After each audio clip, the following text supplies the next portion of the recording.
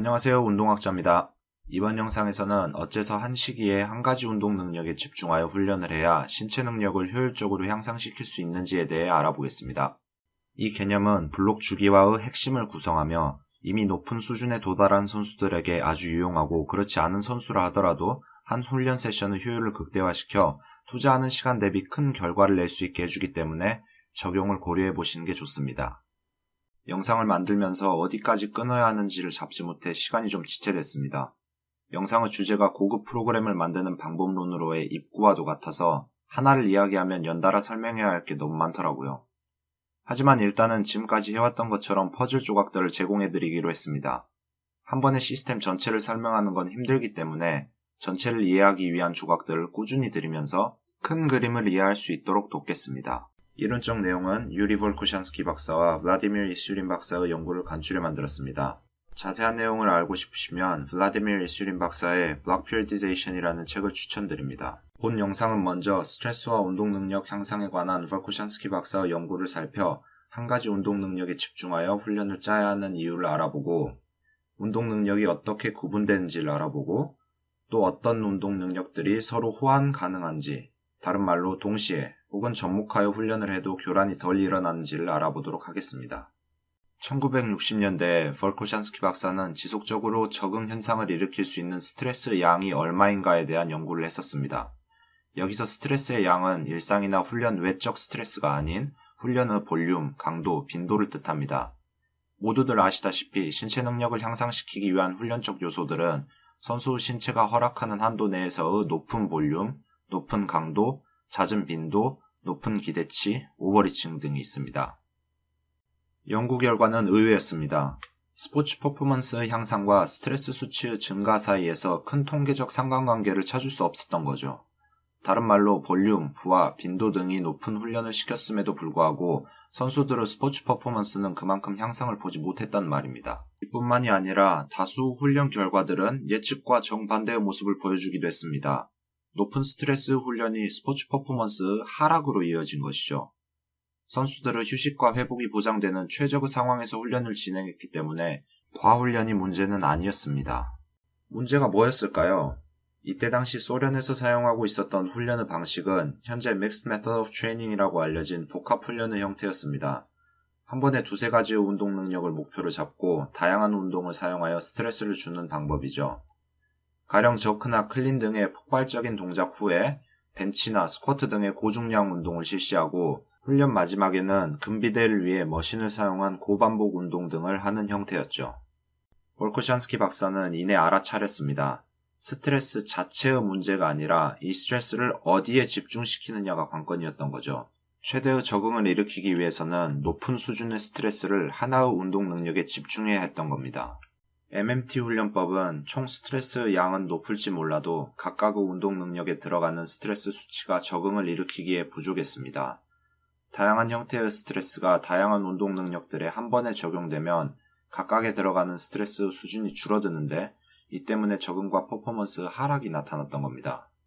이해를 돕기 위해 단순화시킨 예를 통해 이게 뭔 소리인지 좀 더 알아보겠습니다. 아래 표는 MMT 훈련의 개요입니다.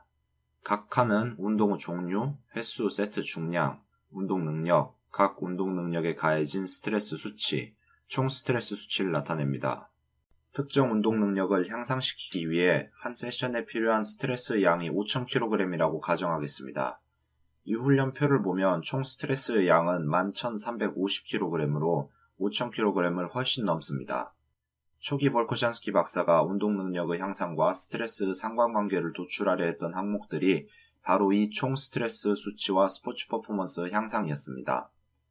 훈련의 총 스트레스 양은 적응을 일으키는 데 필요한 스트레스의 양을 훨씬 뛰어넘는데 왜 능력이 향상되지 않나 의아해했던 거죠. 하지만 각각의 운동 능력에 들어간 스트레스 양을 살펴보면 5,000kg의 스트레스를 넘긴 유일한 항목은 LME, 즉 부분 근지구력 뿐입니다. 결과적으로 이 훈련을 통해 적절한 적응이 일어나 향상될 능력은 부분 근지구력뿐이며 다른 운동 능력들에는 약한 수준의 경고 반응만 일어나고 수준 이하의 호르몬 반응과 수준 이하의 신체 적응이 일어나 목표한 결과가 나오지 않는 겁니다.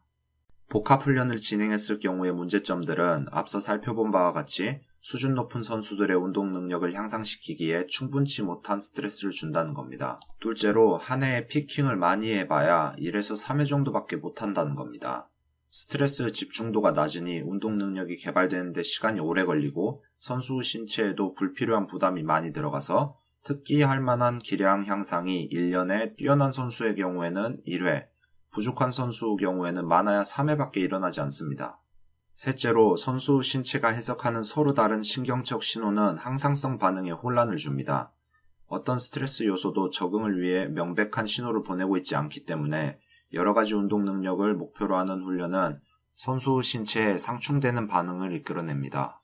쉽게 말하자면 0.4초 안에 빠르고 강하게 움직임과 동시에 천천히 오래 움직이라는 명령을 내린다면 뭘 어떻게 하라는 건지 어리둥절하게 서 있게 되는 것처럼 신체는 이도저도 아닌 중간 지점에서 헤매게 된다는 거죠. 그렇기에 한 시기 안에 한 가지 운동 능력에 집중하여 훈련을 진행하는 것이 운동 능력을 최대한 효율적으로 향상시킬 수 있다는 결론을 도출할 수 있었습니다. 이 결론을 토대로 볼코샨스키 박사와 이슈린 박사는 한 시기에 하나의 운동 능력에 집중하여 훈련을 전개하는 블록 주기화에 이르게 됩니다. 이번에는 운동 능력들이 어떻게 분류되는지 살펴보겠습니다. 이슈린 박사의 블록 피리디제이션에서 운동 능력을 구분하는 방식은 이전에 올린 훈련 잔여 효과 영상에서와 동일합니다. 이 분류를 더 세분화시킨 경우도 있습니다. 가령 다른 능력들보다 근력에 더 집중을 요하는 파워리프팅 선수의 경우 최대 근력, 일반 근력, 근비대를 아예 나누어 블록을 만들기도 합니다. 각각의 효율을 극대화시키기 위함이죠. 특정 운동 능력들은 서로 호환이 가능하며 주 훈련 목표의 교란을 덜 줍니다. 이를 적용할 수 있는 방식은 다양합니다. 먼저 주 훈련에 집중하여 훈련을 진행하고 세션에서 남은 시간이 있다면 호환 가능한 훈련을 진행해 줄 수 있습니다. 혹은 호환 가능한 훈련 양식을 주 훈련에 적용해 목표 운동 능력의 향상을 꾀할 수도 있습니다. 좋은 예로 유산소 지구력을 위한 근력형 유산소 운동이 있는데요. 유산소 하면 고정관념으로 박혀있는 달리기, 사이클 등의 운동을 하지 않고도 유산소 적응과 부가적 능력을 크게 향상시킬 수 있어 체중이 많이 나가는 선수들이나 격투기를 하는 선수들, 달리기를 필요로 하지 않는 종목의 선수들에게 적용할 수 있습니다. 요약을 해보자면 한 시기에 한 가지 운동 능력에 집중하여 훈련을 해야 운동 능력이 크게 향상됩니다. 운동 능력에 집중하는 시기는 훈련 잔여 효과, 훈련 효율이 보장되는 기간, 시즌이나 경기 일정, 선수 컨디션이나 개인적 사정 등의 다양한 변수들을 최대한 고려해 배치하는 것이 좋습니다. 특정 운동 능력들은 다른 능력들과 호환이 가능합니다. 다른 특성을 이용하는 운동들이라도 호환이 가능한 형태라면 한 세션 안에 병행하여 혹은 접목하여 사용할 수 있습니다.